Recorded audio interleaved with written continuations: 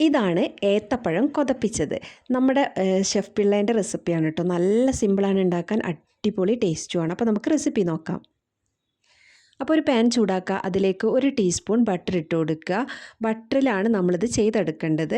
ഇത് നന്നായിട്ട് മെൽറ്റായിട്ട് വരുന്ന സമയത്ത് ഇതിലേക്ക് ഞാൻ നല്ല പഴുത്ത ചക്ക ചേർത്ത് കൊടുക്കുന്നുണ്ട്. അപ്പോൾ ചക്ക ഞാനൊന്ന് അരച്ച് ചേർക്കുന്നുണ്ട്, അല്ലാതെ ചോളയായിട്ട് ചേർത്താലും കുഴപ്പമില്ല. ഒരു 8 ചക്ക ചോളയോളം ഉണ്ടാവും ഇത് കേട്ടോ. അപ്പോൾ ചക്ക ഇല്ലെങ്കിൽ നിങ്ങൾക്കത് ഒഴിവാക്കാം, ഏത്തപ്പഴം മാത്രം ചേർത്താൽ മതി.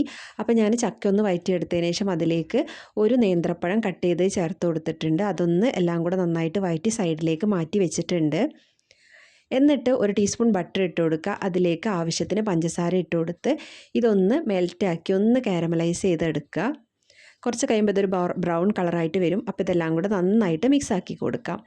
അപ്പോൾ നിങ്ങൾക്ക് ചക്ക അങ്ങനെ ഇല്ലയെന്നുണ്ടെങ്കിൽ നിങ്ങൾ ഏത്തപ്പഴം 2 3 എടുത്തിട്ട് ചെയ്യുക കേട്ടോ.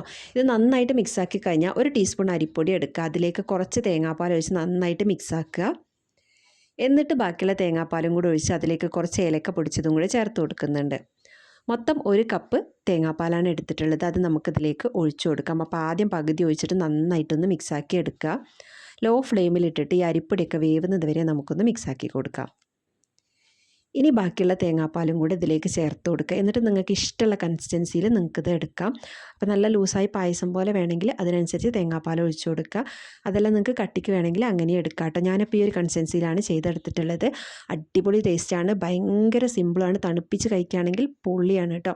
അപ്പോൾ എല്ലാവരും ഒന്ന് ട്രൈ ആക്കി നോക്കുക. അപ്പോൾ ഇതുപോലുള്ള സിമ്പിളായിട്ടുള്ള റെസിപ്പികൾക്ക് ചാനലൊന്ന് സബ്സ്ക്രൈബ് ചെയ്ത് വെച്ചോ. മറ്റൊരു വീഡിയോ ആയിട്ട് വീണ്ടും കാണാം. അതുവരേക്കും എല്ലാവർക്കും ബൈ.